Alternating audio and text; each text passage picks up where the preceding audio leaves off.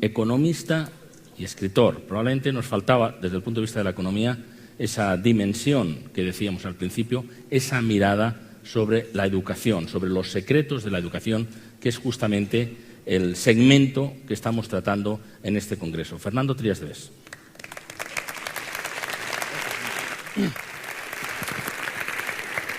Bueno, muchas gracias. ¿Se oye bien? ¿Sí?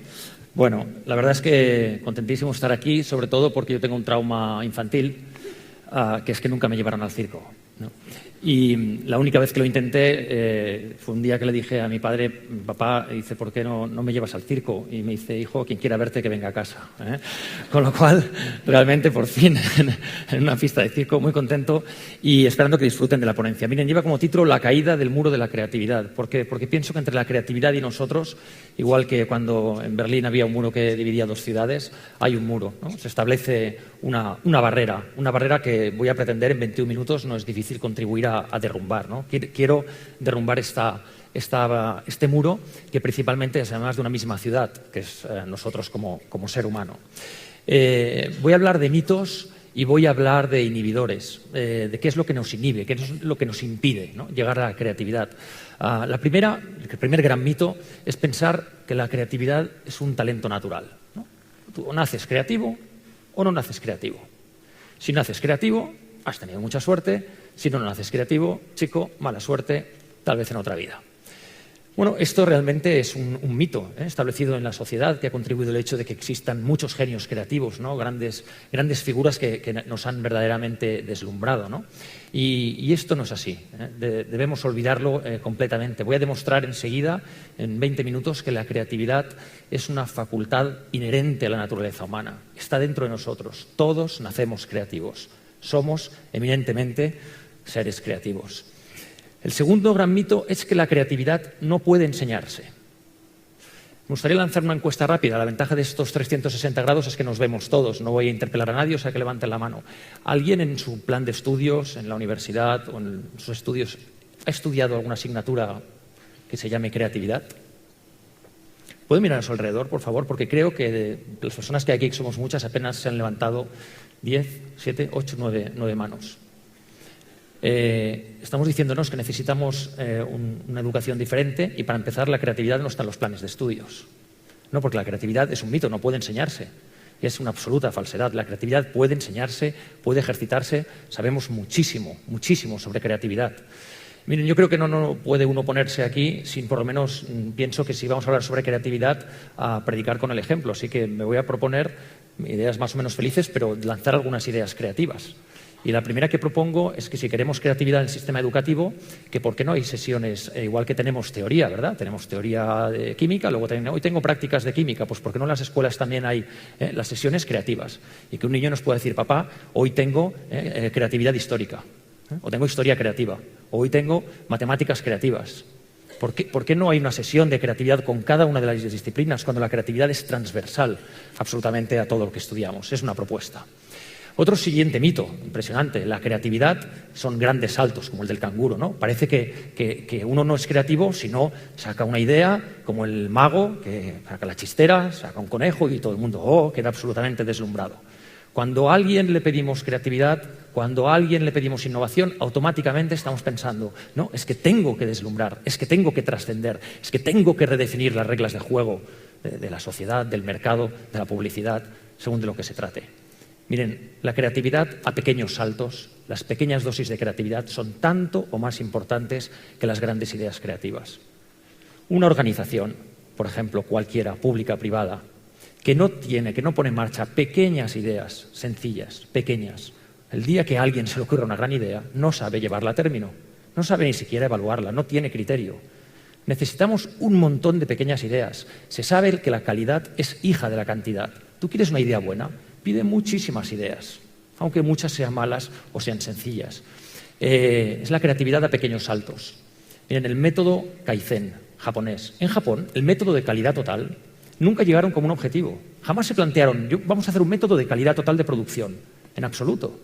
Ellos dijeron, bueno, vamos a montar un mecanismo de información en el cual cualquier persona, si está en una línea de producción, puede proponer una pequeña idea. Oye, mira, si me entra la pieza así de automóvil, yo pues gano un nanosegundo en apretar el tornillo.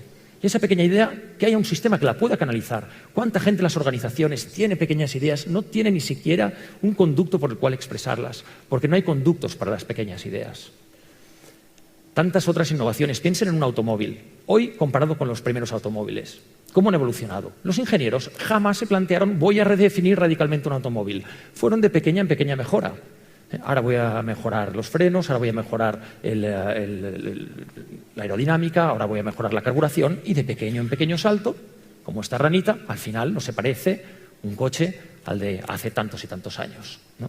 Por tanto, de pequeña en pequeña innovación, de pequeña y pequeña creatividad se consigue grandes creatividades. Por tanto, otra propuesta creativa, yo propongo, aquí hay grandes empresas, que ¿por qué no lanzan el premio? En lugar del premio del año a la mejor innovación, ¿por qué no dan un premio a la persona que ha tenido más innovaciones banales? ¿A que ha tenido más ideas banales? Este año vamos a premiar a don fulanito de tal que ha tenido 750 ideas bastante banales. Por lo menos ha contribuido a pequeñas cosas y demuestra que es importante en la creatividad y ayudamos a derrumbar el mito de que tener muchas ideas pequeñas tiene tanto más valor que tener grandes ideas. Otro gran inhibidor, los protocolos sociales. La gran dificultad de insertar la creatividad en la educación es que educar a un ser humano implica y supone integrarlo dentro de una sociedad. Necesitamos, lógicamente, que esté integrado dentro. Lo diré de una manera muy sencilla. A la sociedad no le interesa que usted cruce la calle de manera creativa, porque es peligroso. ¿Cuál es el problema? Que enseñamos a nuestros niños modelos, protocolos, porque evidentemente la sociedad, las empresas, las organizaciones necesitan la eficacia, necesitan la eficiencia. El gran reto es cómo compatibilizar las nuevas ideas con los protocolos. Y no es imposible, no es en absoluto imposible, es algo totalmente necesario. Miren, para que vean la importancia de los protocolos. Ustedes imagínense, ¿no?, que se montan a un avión y están ya en la pista y de repente por megafonía les dice, suena y dice, soy el comandante Peláez y nada, nuestro tiempo en ruta va a ser bueno, tenemos pista para dentro de 4 minutos y les informo de que soy un piloto tremendamente creativo. ¿Ustedes qué piensan? Mira, oiga, sea creativo cuando vuele solo, ¿eh? Hoy aplíqueme el protocolo. Miren, yo tenía bastante miedo a volar, lo he ido perdiendo, y en cierta ocasión le dije, esto es absolutamente verídico, ¿eh? Le pregunté a un piloto que conocí en una cena, y le digo, oye, ahora te voy a hacer una pregunta, porque a mí lo que me da más miedo es cuando estamos arriba que se paren los motores. A mí esto es lo único que me preocupa. Y entonces, tú cuéntame, si se paran los motores, ¿qué haces? Vaya silencio, ¿eh? El piloto se queda así pensando y dice, bueno, primero, era una persona como muy racional, ¿no?, muy cuadriculada, y dice, primero diría, me cago en todo. Y luego buscaría el librito del protocolo. Entonces buscaría en el índice, donde está la página, parada de motores en máxima altitud. Y le digo, estás de coña. Dice, no. Dice, buscaría el protocolo. Pero, ¿cómo el protocolo? Dice, sí, ¿para qué voy a inventar? Dice, yo voy a empezar a probar cosas y seguramente me equivocaré, porque ya los ingenieros han pensado un sistema en el cual yo, si por cierto orden hago ciertas cosas, tengo mucha más probabilidad de aterrizar el avión. Fíjense, hay un protocolo incluso hasta para parada de motores. Y yo le dije, ¿y el del río Hudson? ¿Por qué aterrizó en el río? Es que lo ponía en el... Y dice, no, a ese no le dio tiempo de encontrar el librito, ¿eh? Por lo tanto, fíjense cómo, en según qué circunstancias, la creatividad es posible. Vamos a ir a ese reto, ¿no? ¿Cómo compatibilizarlo? Pues ¿cómo lo hacen los laboratorios farmacéuticos? ¿Qué hacen? Prueban primero en laboratorios, en sistemas aparte, fuera de la eficacia, fuera de la eficiencia. Aquí la propuesta creativa, llenemos por favor el mundo de laboratorios, llenemos las escuelas, llenemos las empresas de lugares donde se pueden hacer detonaciones controladas. Llenemos el mundo de lugares donde probar cosas fuera de los protocolos y cuando ya vemos que más o menos pueden ser eficientes, ya las trasladaremos al mundo. El problema es que solo hay espacio prácticamente para los protocolos probados. Otro gran inhibidor, ¿no?, lo que se llaman los modelos. La mente humana es convergente, la mente humana actúa reconociendo. No actúa probando, no actúa descomponiendo. Ustedes ven un café con leche, un cortado y lo reconocemos. ¿Cuál es el problema? Que como convergemos, que como reconocemos continuamente, Nos cuesta mucho someter a revisión los modelos. Los modelos son cosas conocidas, son conjuntos de elementos que alguien ha articulado, los ha combinado de una forma y para nosotros es muy útil. ¿Quieren creatividad? Descompongan la realidad en partes. Es un método sencillísimo. ¿Tienen un problema? ¿Tienen algo con lo que quieren ser creativos, con lo que quieren ser innovadores? Es una técnica sencillísima. Descompongan en partes. Descompongan. Cojan uno de los elementos, cámbienlo, quítenlo, modifíquenlo, redúzcanlo y vuelvan a combinar todo. Como la realidad es sistémica, se darán cuenta que se producen posibilidades de cambios. Este es un gran inhibidor, el reconocimiento de modelos. Debemos someter a revisión los modelos a través de descomponerlos en partes. Es una técnica creativa fortísima que rompe este inhibidor. Bien, les decía al principio que mi tesis es que la creatividad es una facultad inherente a la naturaleza humana. Me propongo probar esto en los próximos 5 minutos. No es sencillo, pero verán que yo creo y espero poderles convencer totalmente. Lo que nos inhibe, lo que nos va restando la creatividad es nuestra inserción en la sociedad, realmente también parte de nuestro modelo educativo, pero también tiene muchas fortalezas el modelo educativo para hacernos más creativos. Lo vamos a ver. Y voy a empezar demostrando que la creatividad es algo inherente al ser humano mediante un texto muy bonito de Erich Fromm. Erich Fromm, el gran pensador y filósofo, él explica en uno de sus libros, dice, mira, la vida tiene 2 momentos que son totalmente individuales, que es el momento de nacer y el momento de morir. Puede haber una comadrona, puede haber alguien a tu lado en el momento de fallecer, pero reconocerán conmigo que es un momento completamente propio, íntimo. Entre medio de estos 2 momentos hay una cosa un poco rara que se llama vida. Y el ser humano está combinado a lo que él llama superar, es un neologismo, un proceso de individuación. Necesita salir de esos 2 momentos, inicio y final, que son tan propios y que prácticamente podrían considerarse aislados. Necesita, y voy a subrayar mucho la palabra, conectar con el exterior. Necesita conectar. ¿Y cómo conecta? Encuentra 2 cosas en su exterior. Encuentra cosas que se mueven, personas o mito-animales, y cosas que no se mueven, objetos. ¿Cómo somos creativos con las personas? ¿Cómo conectamos con las personas? Conectamos a través del amor.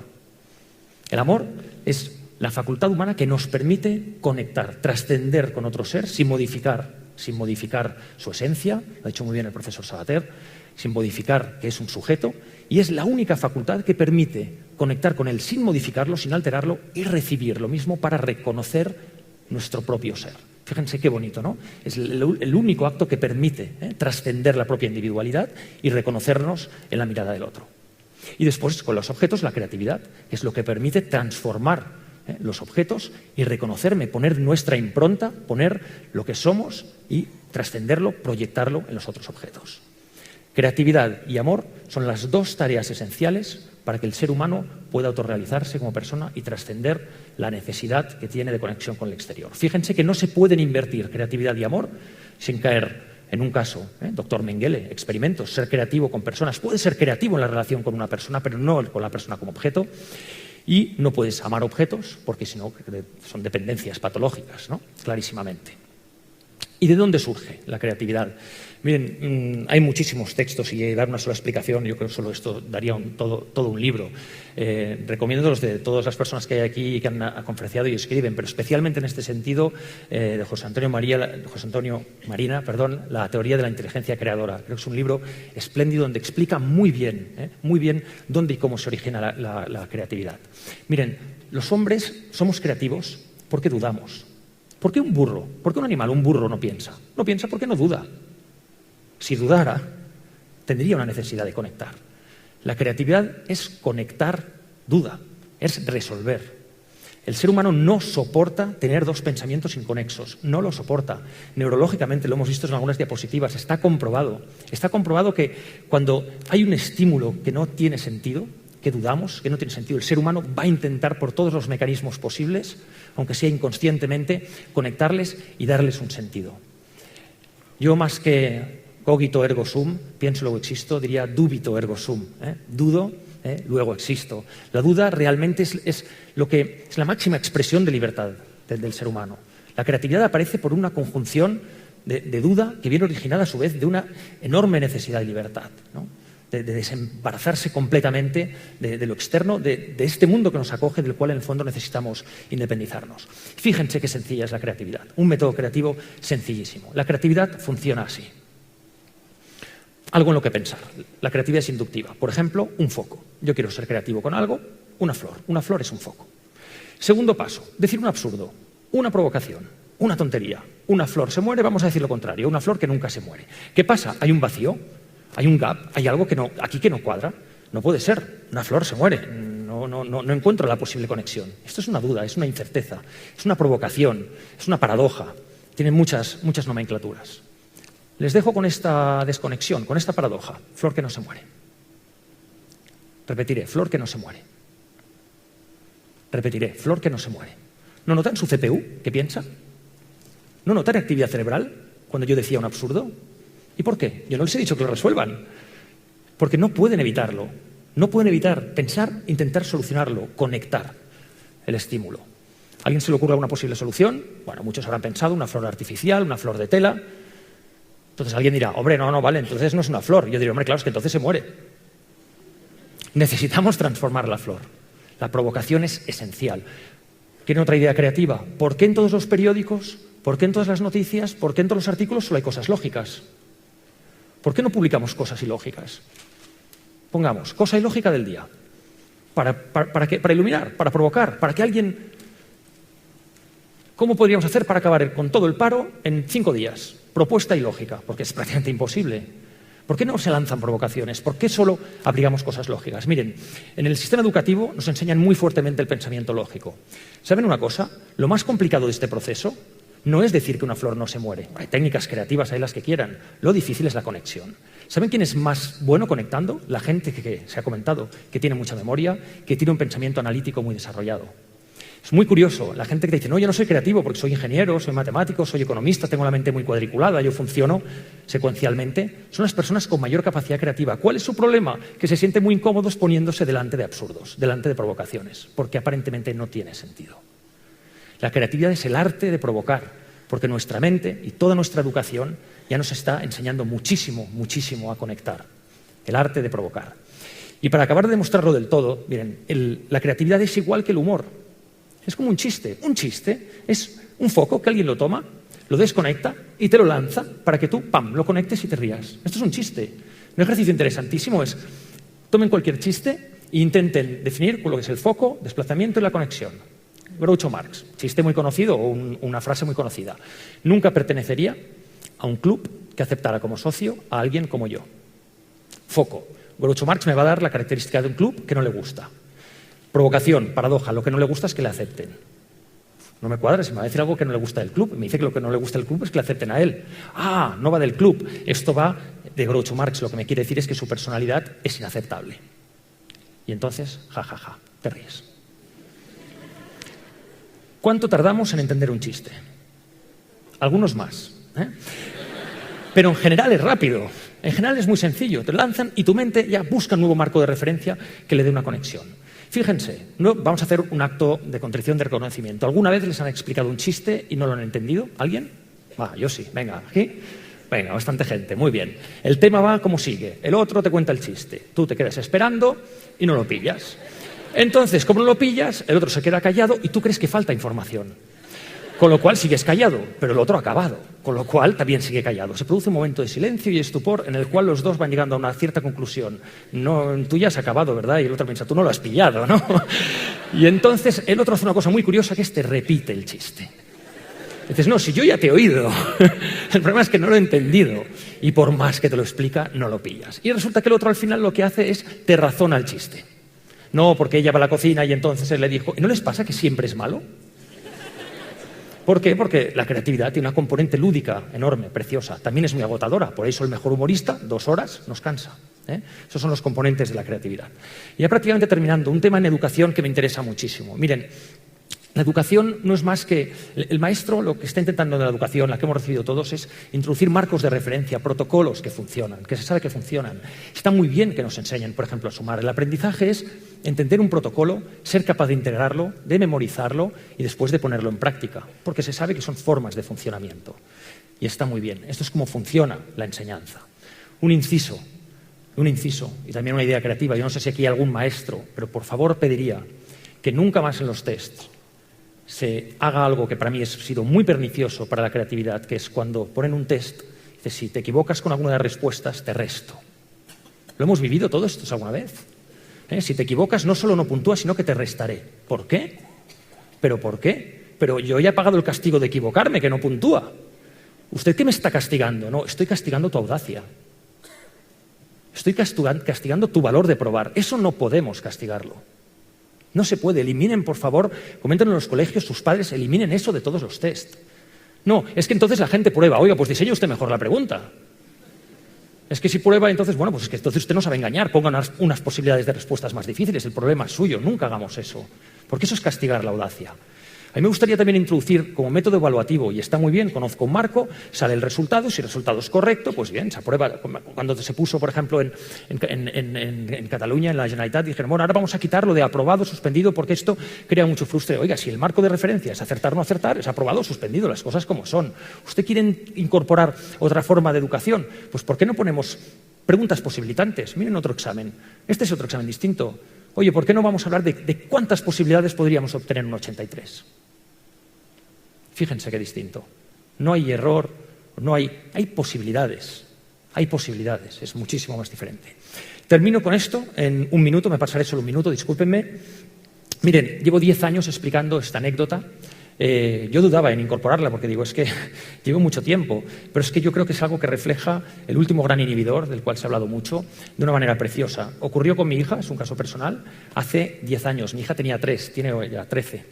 Y es algo que me sucedió, una experiencia personal muy bonita, que fue del siguiente modo. Ella tenía 3 años, iba al parvulario, le hacían el típico ejercicio, que después he conocido que es universal, que se llama de la circunferencia, la rodona, en catalán la rodona. Y entonces te pinta el maestro una circunferencia y se trata de pintar y no salirse del límite. ¿Lo conocen ese ejercicio? Yo creo que todos lo hemos hecho. Bueno, mi hija, que en esa edad no le ponían deberes, de todas maneras, de vez en cuando, venía con papel, decía, papá, hazme una rodona, yo le hacía una circunferencia y ella se ponía a hacer lo que hacía en la escuela. Entonces ella empezaba muy seria, rígida, hierática. Yo les juro que aquello estaba bien, su nivel de concentración, quería aprender, tiene que desarrollar la capacidad, pero les prometo que eso, a los 30 años, se llama estrés. Directamente. Mi hija pintaba y más o menos hacía algo así. Está bien, ¿no? No. ¿No ven en una puntita? ¿No ven ahí en un momento que se sale un poquito del... Y mi hija dijo, papá, que me he equivocado, dibújame otra que me he pasado de la línea. Desesperada. ¿Eso es positivo o negativo? En cierto modo es positivo, desarrolla la habilidad, ¿no? Se enseña el límite, pero a mí no me gustaba que tampoco desarrollara una aversión tan importante al error, ¿no? Entonces yo no quise interferir en el labor de la educadora y un buen día dejé pasar un tiempo, hice una circunferencia y yo le quería dar una experiencia. Dije, mira, te voy a hacer una circunferencia, dije, ven Blanca, vamos a pintar, y dice, ahora vas a pintar, y me tuve que poner en plan un poco cómplice, ¿no? Le digo, y te vas a salir de la rodona. Mi hija me miró, o sea, pensaba, pecado. Yo, padre, figura paternal, salte de la rodona. No reaccionaba, les prometo que no reaccionaba. Yo creo que en su interior debía pensar, papá, llevo 3 meses para no salirme de la rodona, ¿no? Al final le digo, venga, anímate. Entonces ella empezó, poquito a poco, me iba mirando para ver si caía la bronca, tranquila. Seguía, poquito más, su cuerpo se iba relajando, se iba expandiendo. Digo, venga, lo estabas haciendo muy bien. Seguía un poquito más hasta que apareció algo así. Les juro que esta experiencia es real. Yo le quería dar una lección a mi hija, ¿no? Pues no, quien me dio la lección fue mi hija a mí y nunca la olvidaré. Porque acto seguido, y les prometo que en 2 segundos, mi hija de pronto me dice, papá, esto no es una rodona. Me dice, es una flor. Me dice, no, papá, no es una flor. Me dice, es una taza y la estoy mirando desde... No, me dice, no es una taza, es un ojo que llora. Y las lágrimas se desbordan. Mi hija, una psique de 3 años, que durante 3 meses no había visto nada porque solo había la voz de Pepito Grillo que decía, no te pases de la raya. En el momento en que yo, figura parental y de autoridad, le permito probar a equivocarse, su mente empieza a visualizar elementos nuevos, fíjense qué curioso, que estaban latentes en la propia rodona, estaban allí. Y por lo tanto, la última recomendación creativa, hemos de hacer stocks de errores. Hemos de almacenar errores. Cuando un niño se equivoca en el colegio, en lugar de reírse todos, el maestro tiene que parar y decir, vamos a utilizar esto en un futuro para pensar a ver a dónde nos lleva. Y cuando hagamos la clase de química creativa, lo utilizaremos para ver a dónde nos conduce. Y verán cómo así empieza a cambiar la sociedad. Bueno, nada más, muchísimas gracias. Termino con esta diapositiva. Es una diapositiva que habla de lo último, que es algo que estamos viviendo aquí, que es transferencia de disciplinas, que es algo importantísimo. Me ha gustado un creativo, un filósofo, un catedrático, un cantante. Creo que es esencial, en mi caso, un economista. Y fíjense cómo al final todo se nutre, por lo tanto, adelante con las disciplinas. Gracias.